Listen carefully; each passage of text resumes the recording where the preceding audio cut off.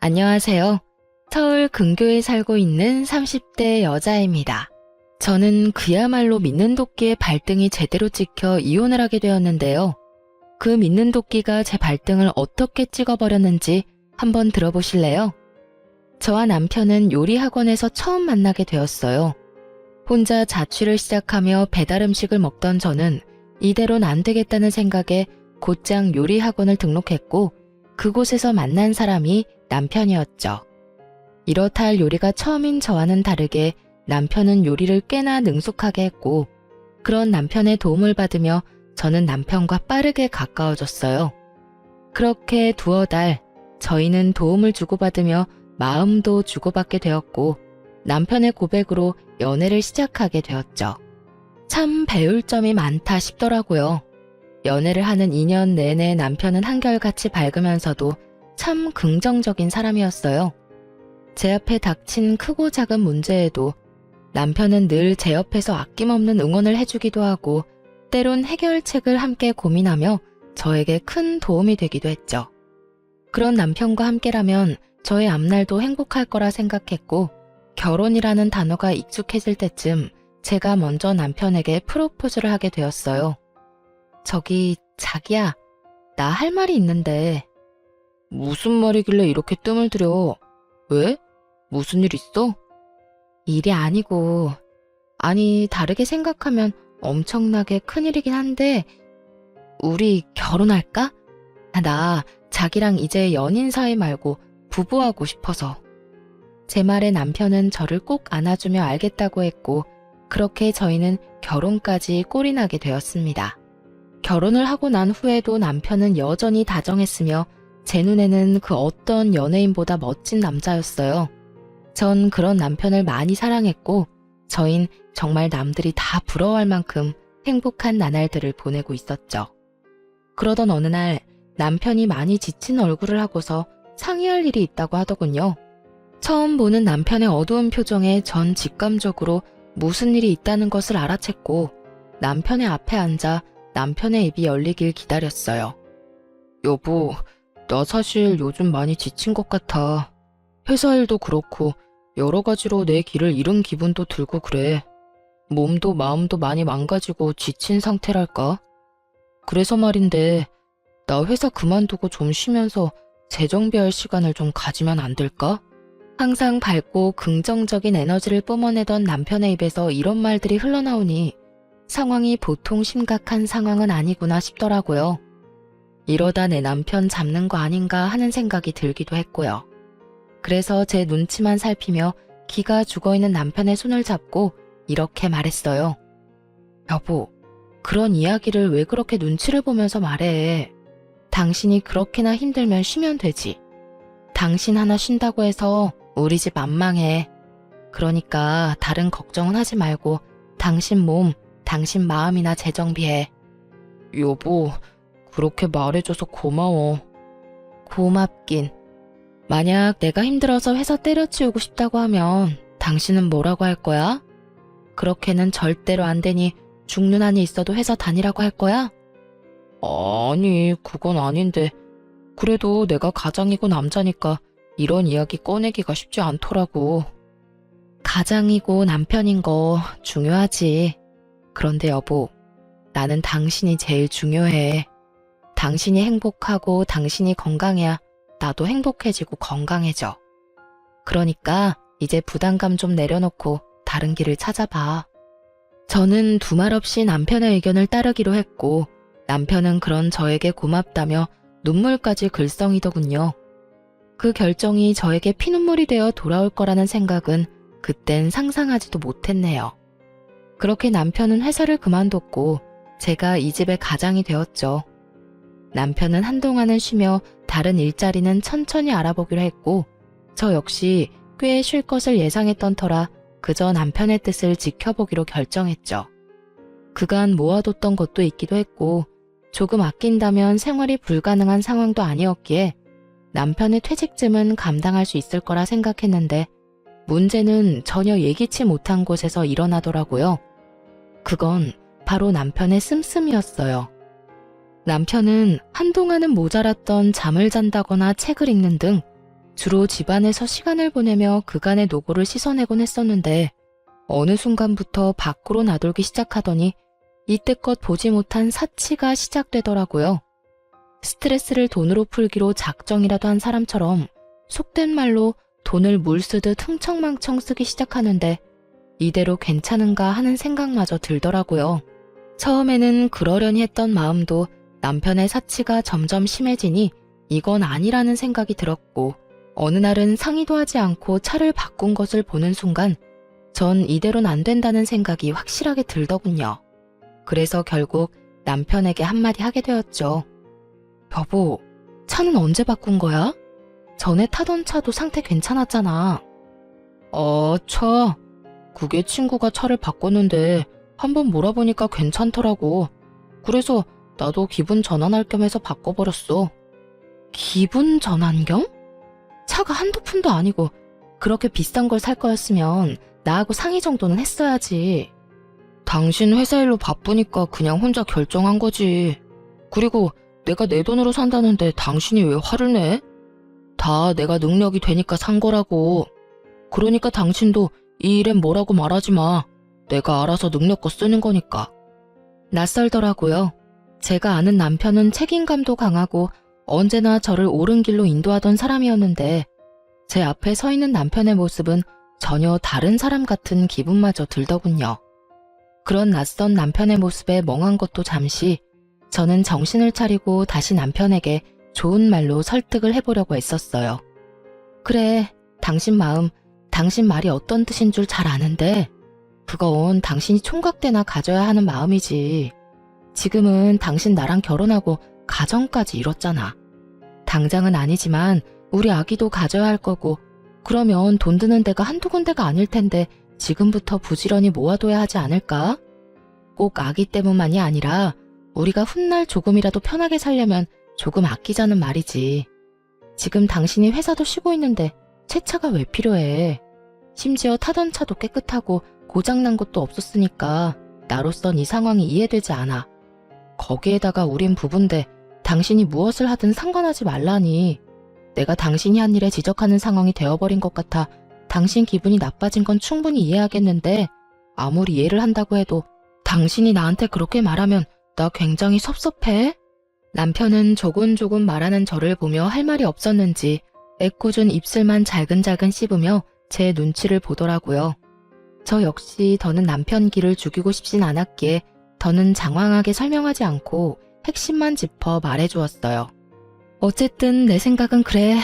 당신이 번 돈으로 당신이 필요한 것 사는 걸 뭐라고 하는 건 아니야. 그러니까 앞으로 한 번 더 생각하고 돈을 썼으면 좋겠어. 알겠어. 나도 아까 말 심하게 해서 미안해.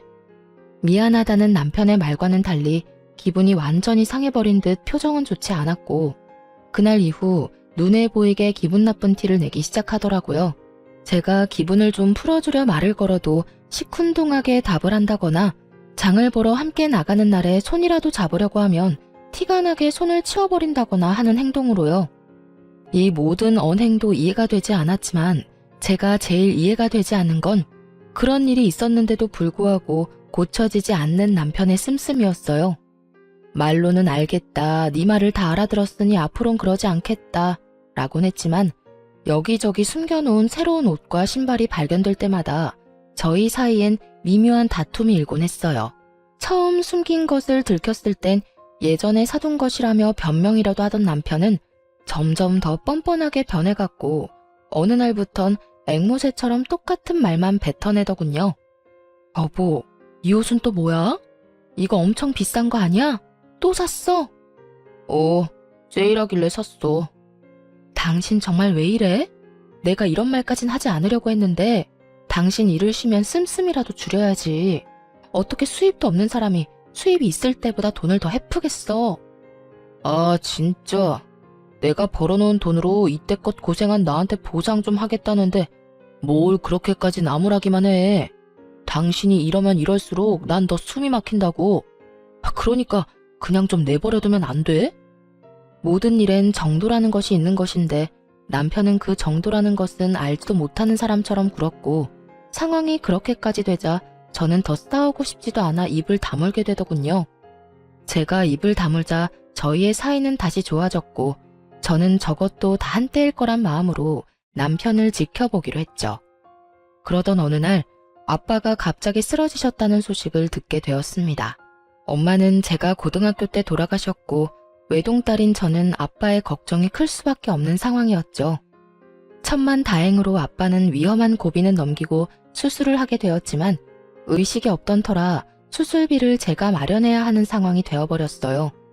친정에 돈이 없는 것은 아니었으나 아빠가 의식이 없으니 여기저기 적금 등으로 묶인 친정 돈은 제가 마련할 방도가 없었고 아빠도 저도 신용카드는 쓰지 않던 터라 갑작스럽게 큰 현금이 필요한 상황이었어요.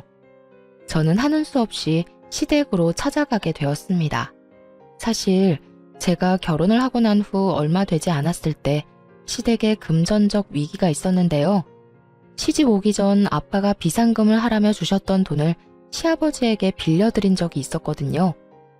아버님, 이거 제가 시집 올 때 비상금으로 받아왔던 돈이에요. 요즘 힘드시다는 이야기 들었는데 이걸로 우선 급한 불부터 끄세요. 아가야, 내가 아무리 급하다고 한들 어찌 이 돈을 받을 수가 있겠느냐? 어차피 제가 가지고 있어도 지금은 쓸 데도 없는걸요. 일단 쓰시고 여유 되실 때 이자까지 쳐서 주세요. 고맙다 고마워. 내가 조금씩 갚아나가마. 내가 이 은혜 잊지 않으마 아가. 시부는 그때 해준 약속처럼 저에게 다달이 돈을 갚아주고 있었지만 지금 현재 저에겐 큰 돈이 필요했기에 이젠 사정이 나아진 시댁을 찾아갈 수밖에 없는 상황이었죠.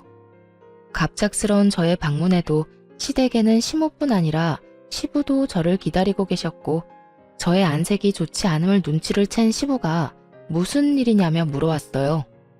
아가야, 무슨 일이길래 안색이 그리도 좋지 않은 게야?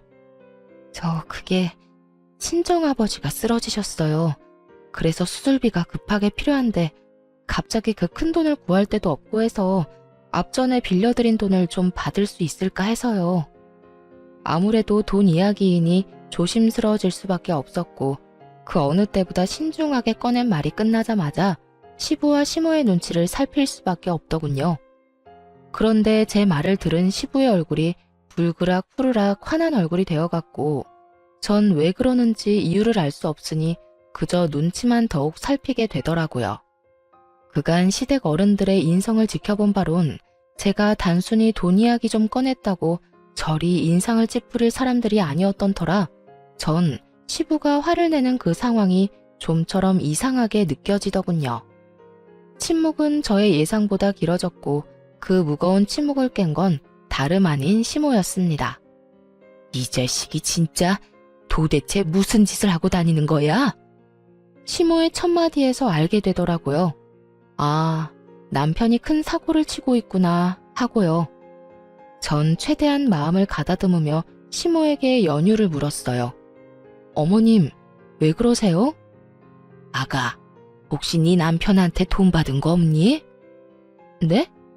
돈이요? 무슨 돈이요? 그게 네 남편이 얼마 전에 너한테 큰 돈이 필요하다면서 돈을 좀 많이 받아갔어. 그때 좀 이상하다 싶긴 했는데 아무래도 돈 이야기이다 보니까 너도 선뜻 이야기 꺼내기 힘들 수도 있겠다 싶어서 우린 너한테 부담 주기 싫어서 연락을 안 했던 건데 아, 이를 정말 어째? 그간 남편의 사치스러운 행적들이 떠오르며 어이가 없어 할 말이 생각나지 않더라고요. 자기가 번 돈으로 자기가 쓴다고 하더니 사실은 그 돈들이 아빠가 준 제 돈이었으니까요. 도무지 이때껏 제가 알고 있던 남편의 모습은 무엇이었나 하는 마음도 들더라고요. 저의 이 복잡한 마음을 눈치챈 시부는 헛기침으로 제 시선을 잡아끈 후 이렇게 말하더군요. 아가, 생각이 많은 거 안다. 나도 이렇게 마음이 복잡한데 너는 오죽하겠어? 그런데 일단 급한 불부터 끄고 생각하자꾸나. 내가 일단 지금 급한 돈은 당장 마련해주마. 일단 우리 사돈부터 살리고 보자꾸나. 그리고 내가 미안하다. 그렇게 큰 돈을 그냥 내주는 것이 아니었는데 정말 미안하구나. 사실 남편이 잘못한 것이지 시댁에서 잘못한 것은 아니었지만 제가 처한 상황은 그 돈을 가져간 남편을 닥달해 돈을 받아낼 때까지 기다릴 만한 여유가 없었어요. 그랬기에 시부가 마련해준 돈을 얼른 받을 수밖에 없었죠. 아니에요, 아버님. 제가 감사하죠. 꽤 큰 금액인데 이렇게 주셔서 감사해요. 아니다. 본래 네 돈이었는데 뭘. 이렇게 힘든 이야기 꺼내게 해서 미안하구나. 그 자식이 실망하게 한 것 또한 미안하고. 이렇게 저에게 용서를 구한 시부의 표정은 섬뜩할 정도로 화가 나 보였고 시모 역시 시부의 표정과 다를 바가 없었죠. 어쨌든 전 돈을 마련해 아빠의 수술비를 무사히 치를 수 있었고 수술을 마친 아빠는 의식도 회복하고 경과도 좋았죠. 그렇게 아빠가 건강을 되찾아가는 사이 남편은 바쁜 저를 대신해 아빠의 병실을 오가며 간호하고 있다는 이야기를 아빠에게 들을 수 있었어요. 저를 대신해 아빠를 돌봐주는 것은 고마운 일이 분명했지만 그 큰 돈을 받아서 다른 것도 아닌 사치하는 데 쓴 것은 절대로 용서가 되지 않더라고요. 바늘 도둑이 소도둑 된다고 사람 하나 고치는 것이 얼마나 힘든 일인 것임을 잘 알기에 저는 그 상황을 어떻게 풀어나갈지 더 큰 고민에 빠지게 되었어요. 이혼해야 한다는 생각을 하고는 있지만 이혼이 쉽게 내릴 결정도 아니었고 무엇보다 아빠의 건강이 회복되고 있다고는 하나 언제든 다시 나빠질 수도 있는 상황이니 고민은 더욱 커져만 갔고 신중에 신중을 가하게 되더군요. 하지만 그 모든 것이 걸리는 상황이라도 남편과 이야기를 나눠 똑바로 짚어야 하는 문제임은 확실했죠. 저는 여전히 저에게 심드렁한 남편을 붙잡고 말했어요. 여보, 나랑 이야기 좀 해. 무슨 이야기? 나 아버님 어머님께 이야기 다 들었어. 당신 내 핑계를 대면서 내가 빌려드린 돈 거의 다 받아갔다며? 어떻게 된 일인지 설명해. 제 말을 들은 남편은 눈빛이 흔들리기 시작하더니 퍼렇게 질린 얼굴을 하고서 고개를 떨어뜨리더군요. 그렇게 고개만 숙인다고 상황이 해결되지 않아. 그러니까 어떤 말이든 해봐. 남편은 저의 닥달에 망설이는 듯 싶더니 이내 입을 열더군요. 그게 처음부터 이럴 작정은 아니었어. 쉬면서 몸도 마음도 회복되고 나니까 그동안 악착같이 산 게 후회가 되더라고. 이러다 죽으면 다 소용없겠다 싶기도 했고. 그래서 이것저것 사다 보니까 카드값이 감당이 안 됐어. 거기에다 차도 대출받아 덜컥 사버리긴 했는데 그 다달이 나가는 돈이 감당이 더욱 안 되는 거야. 돈은 필요한데 돈은 없으니까 신용대출도 조금 받았어. 그러다 정신 차려보니 당신한텐 말도 못 꺼낼 만큼 빚이 늘어있었고 그래서 그런 짓까지 하게 된 거야. 빚이 빚을 낳는다더니 그 말 하나 틀린 것이 없더라고요.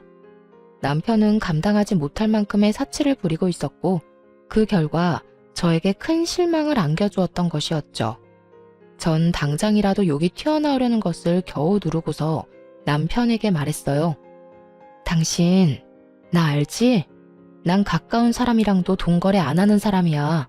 그런 내가 당신하고 어머님 아버님을 믿고 기꺼이 그 큰 돈을 빌려드린 건데 어떻게 다른 사람도 아닌 당신이 그런 내 믿음을 이런 큰 실망으로 돌려줄 수가 있어? 당신 정말 내가 알던 그 남자가 맞긴 해? 여보, 내가 정말 미쳤었나 봐. 내가 진짜 잘못했어. 내가 진짜 화나는 게 뭔지 알아? 당신이 나를 실망해서까지 받은 돈으로 고작 사치를 부렸다는 게 난 너무 화가 나. 너무 실망스럽다고. 꼭 필요한 곳이 있어서 나 몰래 썼다고 해도 기가 막히는데 그 돈들을 고작 옷, 신발, 차 이런 걸 사느라 빚진 데 썼다고? 이걸 내가 어떻게 받아들여야 해? 내가 진짜 할 말이 없다. 내가 그 순간에 잠시 정신이 나갔었다는 말밖에는 정말 미안해. 남편은 정말 반성이라는 걸 하는 듯 보였고 전 그런 남편에게 시부의 말을 전하기로 했어요. 사실 제가 모든 사실을 알고 집으로 돌아온 날 시부에게서 전화가 왔었어요. 제가 빌려드린 돈을 다 입금했다는 말과 함께 시부는 이렇게 말을 하더라고요. 아가야, 실망이 큰 거 잘 안다.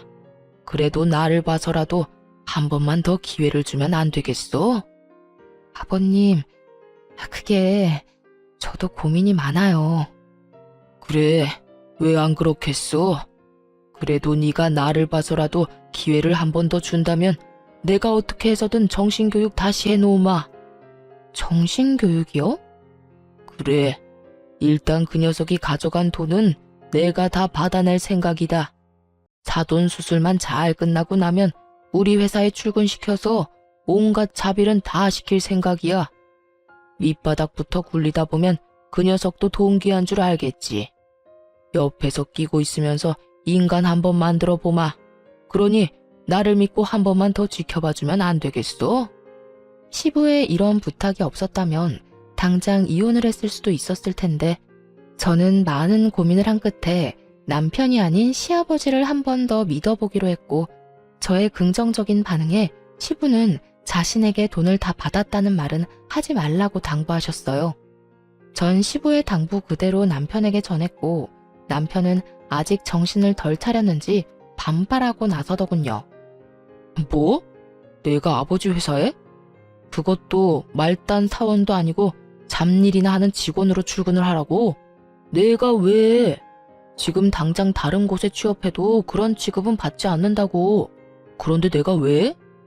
당신 아직도 정신 못 차렸구나. 당신이 친 사고가 얼만데 아직도 찬밥 더운 밥 가릴 거야? 당신은 그렇게까지 안 하면 정신 차리긴 힘들 테고 나는 그런 정신 빠진 남자랑은 더는 살 생각 없으니까 당신이 결정해.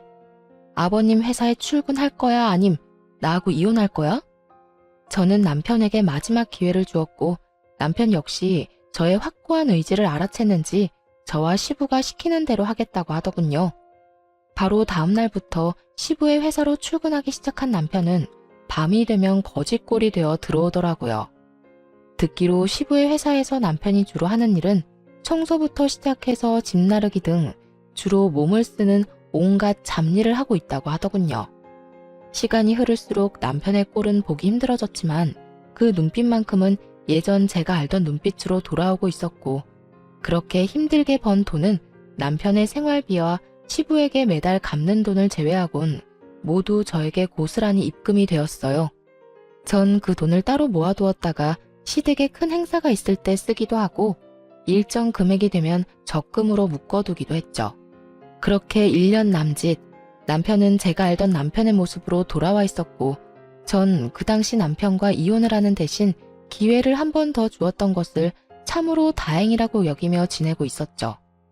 그러던 어느 날부터인가 남편의 퇴근이 늦어지기 시작했고 왜인지 이상한 예감에 우선 시아버지한테 전화를 걸었죠. 요즘 남편이 계속 늦어진다고 말하며 회사가 많이 바쁘냐고 물었고 아버님이 바쁘긴 한데 정작 남편이 야근까지 하는지는 몰랐다며 회사에 전화해서 남편이 정말 일을 하고 있는 것인지 확인해 보겠다며 전화를 끊었습니다. 얼마 지나지 않아 시부에게 전화가 걸려왔고 전 그 전화를 받았죠. 네, 아버님. 그래, 아가. 회사에 전화해보니 그 녀석 창고 정리를 하고 있다고 하더구나. 녀석도 참 시키지도 않았는데 그런 일까지 다 하고 말이다. 어머, 그래요? 야식이라도 준비해 놓아야겠어요. 저는 굳은 일도 마다하지 않고 열심히 하는 남편이 기특했고 시부 역시 저와 같은 마음인 듯 하더군요. 저기 아가, 근 1년 동안 지켜보니 정신도 좀 차린 것 같고 요즘엔 열심히 일하는 게 기특하기도 해서 이제 일다운 일 좀 시켜보려는데 네 생각은 어떠냐? 옆에서 끼고 가르치다가 하나둘씩 넘겨주려고 하는데. 그 말씀은 회사를 물려주고 싶다는 말씀일까요? 그래, 내가 요즘 고민이 많아. 요즘처럼만 하면 걱정 없겠다 싶다가도 섣불리 판단하는 건 아닌가 하는 생각도 들고. 네가 보기엔 어떠냐? 내가 그 녀석한테 회사를 물려줘도 될 것 같으냐? 요즘 퇴근 시간이 많이 늦는데 그게 다 일을 너무 열심히 하다 보니 늦는 거 아니겠어요? 그렇지. 네가 생각하기에도 정신 차린 것 같지? 네, 아버님께서 가까이에서 좀 더 들여다보시고 이제 되었다, 이제 좀 안심하고 맡겨도 되겠다 싶으실 때 아버님 뜻대로 하셔요. 제 말을 들은 시부는 다시 생각해도 남편이 기특한지 연신 허허 웃으시다 전화를 끊으셨고 저 역시 기특한 남편을 위해 야식을 만들어 놓고 기다렸어요. 하지만 아무리 기다려도 남편은 오지 않았고 12시가 넘어 남편에게 전화가 오더라고요. 그 전화는 택시 기사분이 건 전화였고 집까진 왔는데 남편이 너무 취해 정신을 못 차리고 있다고 하더군요. 저는 부랴부랴 밖으로 나가보았고 그곳엔 제대로 걷지도 못할 정도로 취한 남편이 있었어요. 이상하더군요. 술을 먹을 수도 있고 취할 수도 있는 것이었지만 시부와 통화한 것이 9시가 조금 넘었을 때였고 적어도 남편은 10시 정도면 퇴근을 했을 텐데 12시가 훨씬 넘은 시간까지 술을 마셨다니 전 비틀거리는 남편을 부축하며 추궁 아닌 추궁을 하기 시작했죠. 여보, 괜찮아? 정신 좀 차려봐. 괜찮아. 난 괜찮아. 아, 이 사람이 진짜 누구랑 마셨어? 누구랑 마셨길래 이렇게 많이 마셨어? 그리고 지금 시간이 몇 시인 줄 알아? 내가 못 살아 정말. 그냥 아는 형이랑 먹었어. 이야기하다가 먹다 보니 이렇게 됐네. 미안해. 이렇듯 두루뭉술하게 넘어가는 남편을 보며 이 인간 또 숨기는 게 있구나 싶었죠. 그리고 그 다음날 남편은 또 늦는다는 연락을 하더라고요. 솔직히 일하는 걸 제 눈으로 직접 확인한 적도 없어서 이번 기회에 야근하는 남편 응원도 할 겸 찾아가기로 결심했죠. 간단한 요깃거리와 함께 평소 남편이 좋아하는 인삼물을 끓여서 말이죠. 회사에 도착하니 전날 들은 말처럼 다른 곳은 불이 다 꺼져 있는데 창고에서만 불빛이 새어나오고 있더라고요. 그 늦은 시간까지 열심히 일하고 있는 남편을 떠올리니 입가에 절로 미소가 지어지며 흐뭇한 마음마저 다 들더군요. 전 남편의 일을 방해하고 싶지 않은 마음에 적당한 타이밍을 위해 창고 안을 조심스럽게 들여다보았고 살짝 들여다본 창고 안의 광경은 그야말로 충격 그 자체였습니다. 아무렇게나 바닥에 내팽겨쳐진 옷가지들과 함께 남편에게 붙어있는 여자. 전 두 눈으로 보고 있으면서도 믿지 못할 광경에 큰 충격에 빠져 멍하니 있다 몰래 숨어 사진만 몇 장 남겼네요. 차마 더는 눈으로 보고 있을 수가 없어 주체할 수 없이 흔들리는 두 다리를 붙잡고 차로 돌아왔어요. 몰래 찍은 사진이 없었다면 꿈이라고 믿고 싶을 정도로 충격이 크더군요.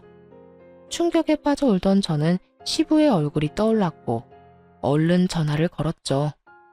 그래 아가야, 이 시간에 무슨 일이냐?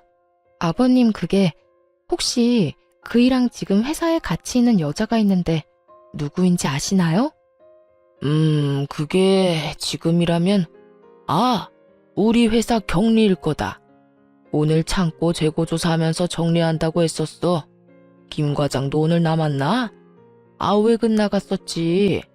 두 사람이 우리 회사에 오래 일한 사람들이라 한다. 회사에서 만나서 결혼까지 한 우리 회사 유일한 사내 부부지. 그런데 그건 왜 묻는 게야? 무슨 일 있는 게야? 아버님, 놀라지 마세요. 저 지금 회사에 왔는데 글쎄 창고에서 두 사람이 바람을 피우고 있더라고요. 아무래도 남편과 붙어있는 여자도 회사 사람 같아서 여쭤봤어요. 뭐야? 그게 사실인 게야?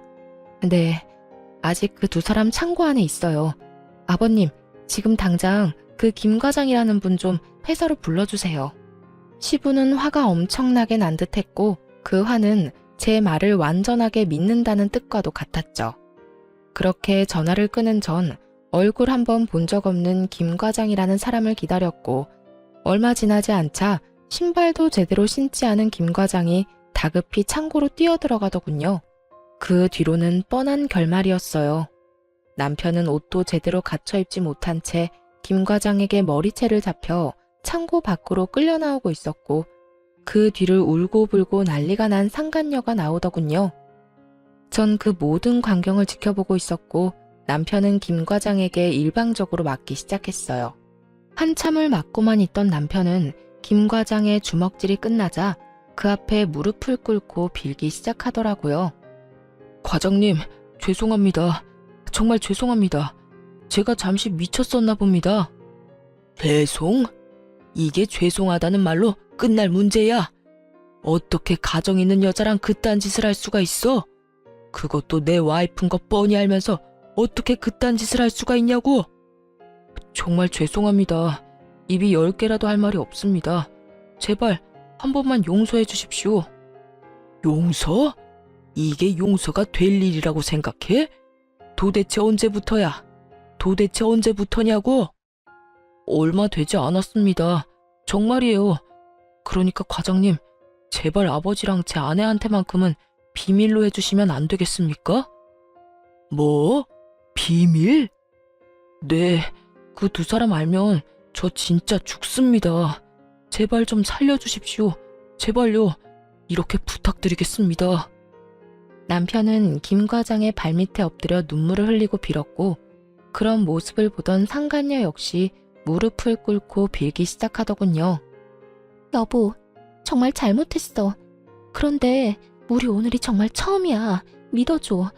아까 창고 정리하다가 너무 힘들어서 밥 먹으면서 반주 좀 했는데 술 기운에 그만. 실수야, 실수. 실수? 그게 실수라고? 그 말을 내가 믿을 것 같아? 믿어줘. 정말이야. 지금 이 상황만 보지 말고 이때껏 내가 당신하고 살면서 보여준 모습들을 떠올려봐. 나 당신 정말 사랑하고 누구보다 열심히 살았잖아. 그러니까 이번 한 번만 용서해줘. 나 당신하고 이혼하면 못 살아. 그래? 그럼 살지 마. 뭐? 나하고 이혼하면 못 산다며? 나 당신 같은 여자랑 더는 못 사니까 무슨 일이 있어도 이혼할 거야. 그러니까 못 살겠으면 살지 말라고. 여보, 제발 용서해줘. 내가 이렇게 빌게. 단호한 김 과장과 그런 김 과장을 붙잡으며 애원하는 상간녀. 마치 막장 드라마의 한 장면 같더군요. 뒤늦게 저의 모습을 발견한 남편은 그야말로 얼굴이 사색이 되어가고 있더군요. 여보, 여기 어떻게 왔어? 어떻게 오긴. 당신 힘들게 야근한다길래 먹을거리랑 물 좀 끓여왔는데 상상도 못했던 재밌는 광경을 봤지 뭐야? 그래서 내가 김 과장님 불렀어. 이런 재미있는 구경은 같이 해야 재미있는 법 아니겠어? 여보, 미안해. 미안하다고 하지도 마. 당신이 인간이야? 내가 어떤 마음으로 당신한테 기회를 주었는지 몰라? 어떻게 나한테 이럴 수가 있어?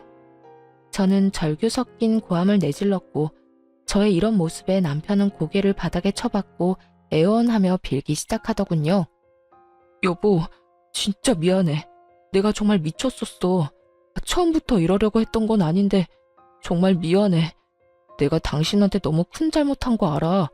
그런데 나 진짜 마지막으로 한 번만 더 용서해주고 기회를 주면 안 될까?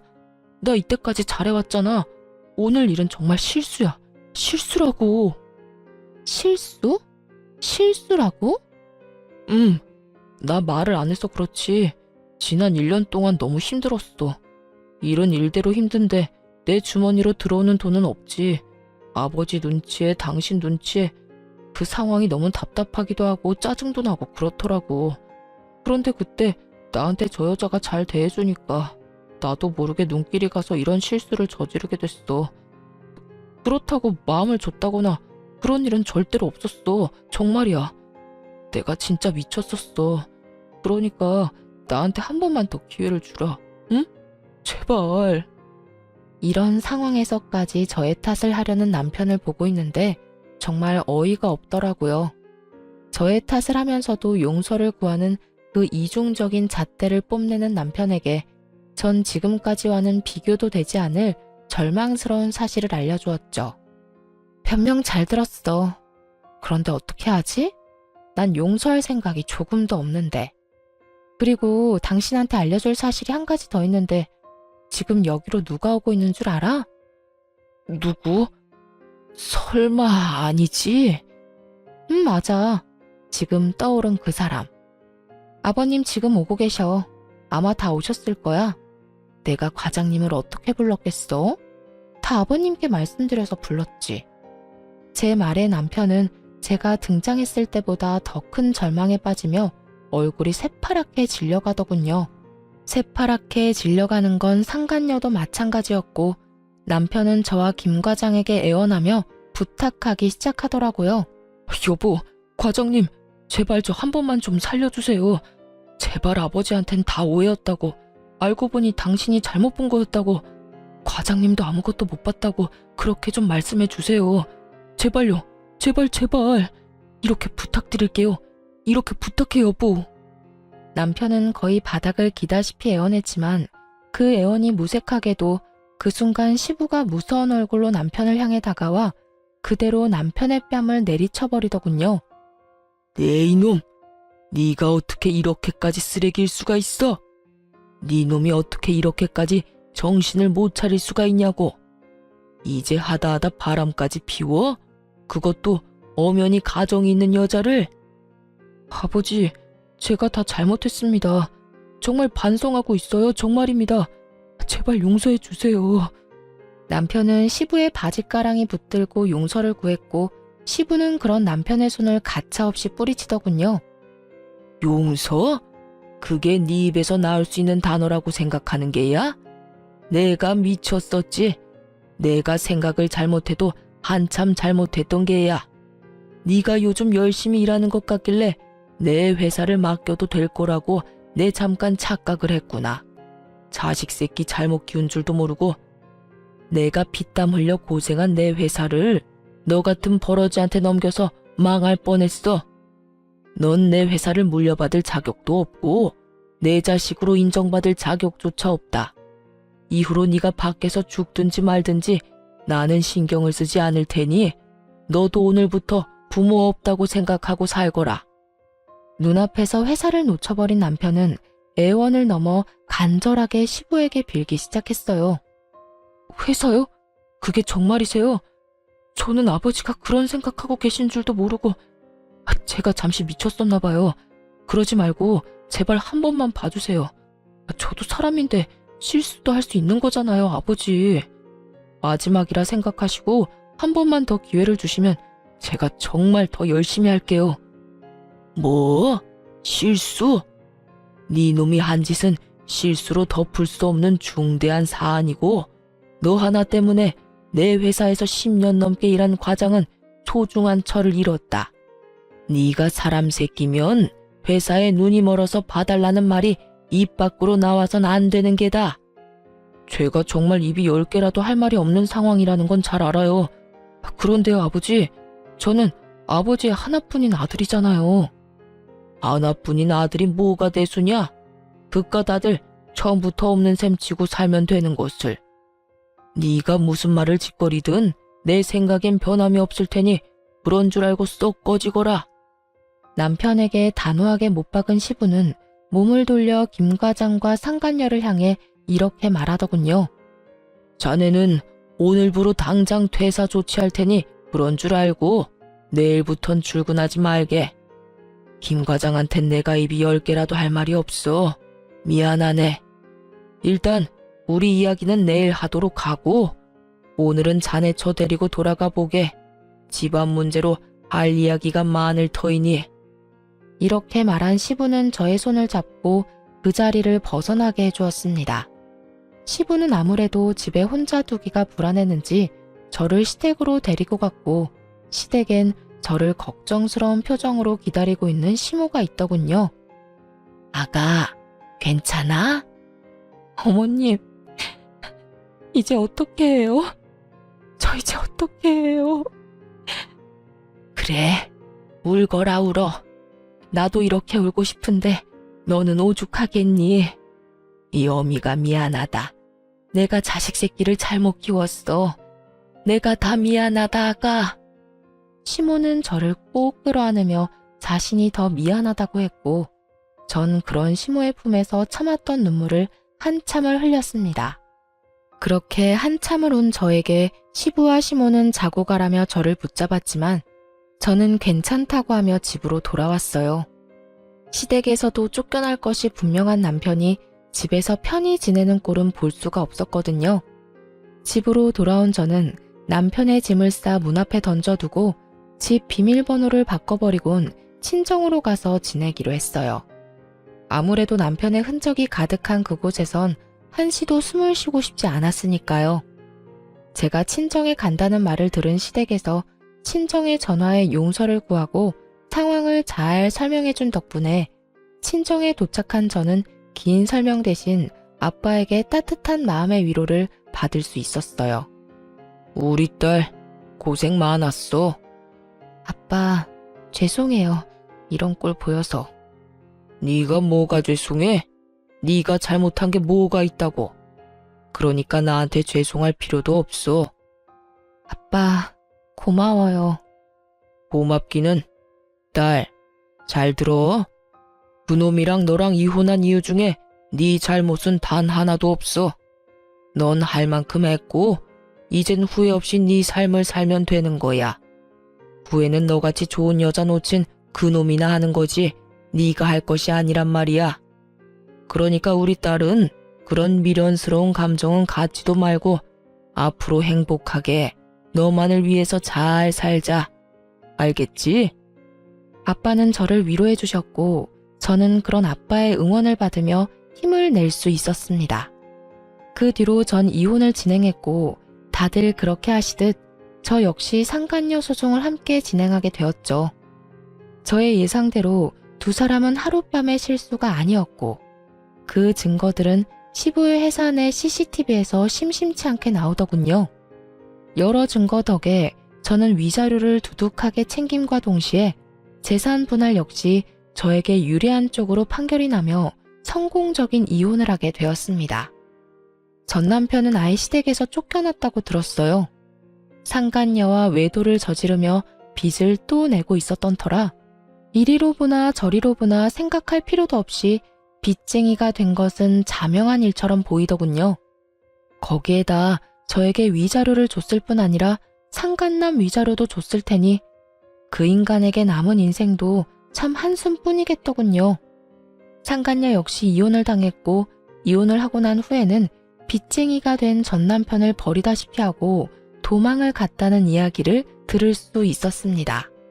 그 뒤론 전 남편의 소식을 듣지 못하고 살았는데 몇 달이 흐른 어느 날 시부에게서 연락이 왔더라고요. 며칠 전 남편이 시댁으로 찾아왔는데 제 생각이 나더라면서요. 아가, 잘 지내고 있어? 네, 그럭저럭 지내고 있어요. 아버님이랑 어머님은 잘 지내시죠? 그럼 우린 잘 지내고 있다. 며칠 전에 그 녀석이 집으로 찾아왔더구나. 그래서 네 생각이 나서 전화해봤어. 어떻게 지내나 싶어서. 아, 그랬어요? 아직 집에 들이지 않으셨던 거예요? 전 이쯤이면 당연히 집에 들이셨을 거라 생각하고 있었는데. 집에 들이기는 무슨 거짓골을 하고 찾아왔길래 다시는 찾아오지도 말라고 소리치곤 대문도 안 열어줬다. 꼴을 보아하니 빚이 산더미인 것 같더구나. 지내는 곳도 마땅하지 않은 것 같았고 그래도 받아주지 않았어. 그딴 놈 받아줘봤자 내 명줄만 재촉하는 꼴이지 않겠냐. 또 무슨 짓을 벌여 내 뒤통수 칠 줄도 모르는 일이고. 나도 나지만 네 시어머니가 화가 단단히 나서 절대 안 받아줄 거라고 하더구나. 아, 그러셨어요. 아무리 그래도 속은 많이 상하셨겠어요. 속상한 거야 말도 못하지만 어쩌겠냐. 자식 새끼 잘못 키운 벌이다 생각해야지. 어찌되었든 너만 잘 지낸다고 하면 다 되었다. 목소리 들어보니 괜찮은 것 같아 조금은 안심이 되는구나. 앞으로도 잘 살거라 아가. 네, 아버님. 연락 주셔서 감사해요. 건강하세요. 그렇게 전화를 끊은 후 시부와 시모에게 감사한 마음에 눈물이 나더군요. 피 한 방울 섞이지 않은 전 며느리에게 이렇게까지 마음을 써주시는 게 쉬운 일은 아니니까요. 전 남편의 일만 아니었다면 좋은 가족이 되었을 텐데 참 안타까운 마음도 들더군요. 시부의 연락을 마지막으로 더는 전 남편의 소식은 들을 수 없었지만 궁금하진 않더군요. 전 제 나름대로의 복수를 다했다고 생각했기에 더는 지나간 악연을 떠올릴 필요가 없었으니까요. 그 후로 전 여전히 회사에 다니며 잘 지내고 있습니다. 집은 이혼 후 친정과 가까운 곳으로 이사를 했고 아빠 건강도 많이 좋아지셔서 주말에는 주로 친정에서 시간을 보내거나 아빠와 나들이를 가거나 하고 있어요. 아, 최근에는 아빠가 집에서 쉬게 되시면서 이쁜 반려견을 한 마리 선물했었거든요. 그런데 그 반려견을 산책시키며 알게 된 여사님과 요즘 좋은 감정으로 가깝게 지내시는 것 같아 여러모로 흐뭇한 나날들을 지내고 있어요. 요즘 알게 모르게 저와 보내시는 주말이 줄어드는 것을 보아하니 조만간 여사님을 저에게 소개시켜주는 날을 기다리고 있기도 하답니다. 긴 세월 외로웠던 저희 아빠 구제해준 여사님을 뵙게 되면 제가 정말 잘 대해드리려고요. 전 아직 재혼 생각은 절대 없어요. 이혼할 당시에 그런 생각이 많이 들더라고요. 만약 남편이 돈 사고를 쳤을 당시에 바로 이혼을 했다면 어땠을까 하고요. 수도 없이 많이 생각해봤지만 그때마다 결론은 같더군요. 후회는 없다. 사연을 듣고 계신 분들은 이런 제 생각이 답답하실지 몰라도 저는 그렇더라고요. 만약 그때 바로 이혼했다면 전 남편이 외도를 저지른 꼴은 보지 않았겠지만 고작 돈 때문이라는 생각으로 했을 이혼이라면 분명 후회했을 거라고요. 하지만 지금의 전 볼 꼴 못 볼 꼴을 다 봤고 그로 인해 오만정이 다 떨어진 상태이기에 후회는커녕 후련하기까지 해요. 그렇기에 지금의 삶이 더 감사하고 만족하며 잘 살고 있어요. 이로써 저의 길었던 사연은 끝이 났네요. 제 사연을 함께 해주신 모든 분 너무나도 감사하고 다들 늘 행복하세요.